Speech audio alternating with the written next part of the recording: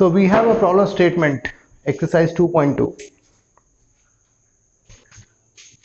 A regular hexagon of side 10 centimeter has a charge 5 microcoulomb at each of its vertices.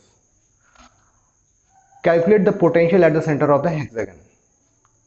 So please pardon my drawing, it's not very impressive. Let's assume this is a regular hexagon है. तो regular hexagon का मतलब ये हुआ कि all sides of this structure is same. The length of each side is same. And what is the magnitude of this length? L is 10 centimeter.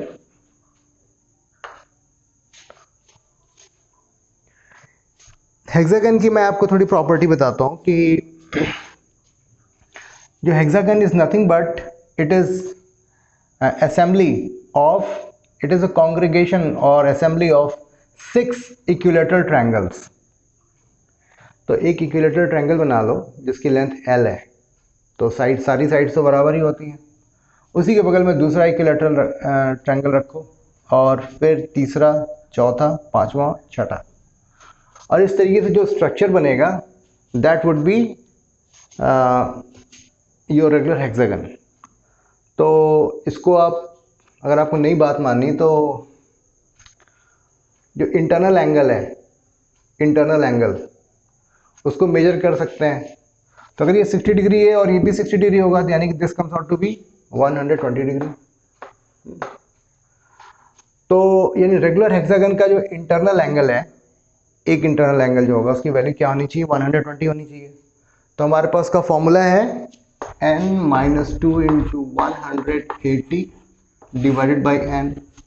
यही होता है एक इंटरनल एंगल का.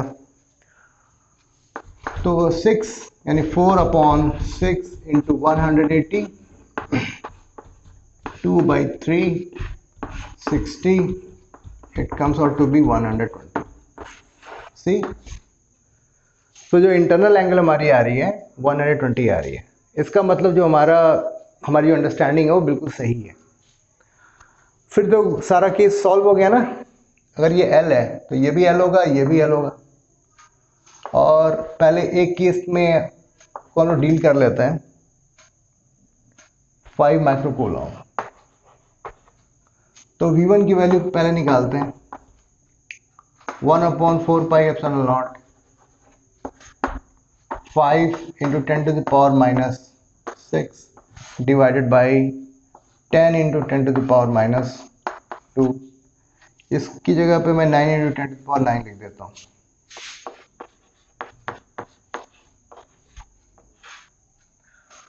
तो यहाँ पर 10 टू द पावर माइनस, चलो थोड़ा मैं सिंप्लीफाई कर देता हूँ. 5 इंटू 9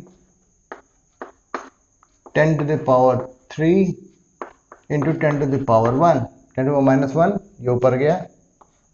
तो कितना हो गया? 45 इंटू 10 टू द पावर 4 और 4.5 into 10 to the power 5. I guess my calculation is right.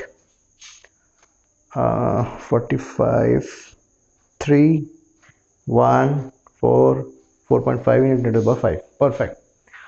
तो इस तरीके से इस पॉइंट के चलते यहाँ पर हमने पोटेंशियल निकाल लिया V1. इसी तरीके से V1, V2, V1, V2, V6 ये सारे हम कैलकुलेट कर लेंगे. और अगर ये पॉइंट O है, यहाँ पर हम दोनों को अलजेब्राइक समेशन कर देंगे. तो क्या वैल्यू आएगी? V is equal to summation of VI, I is equal to 1 to 6 6 into 4.5 into 10 to the power 5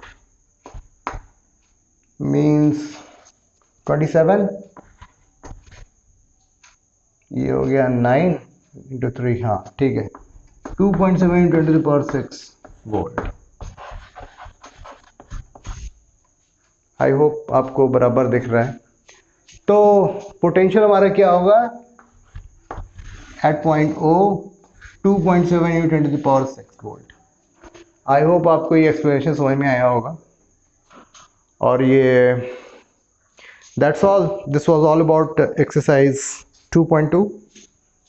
Okay, thank you.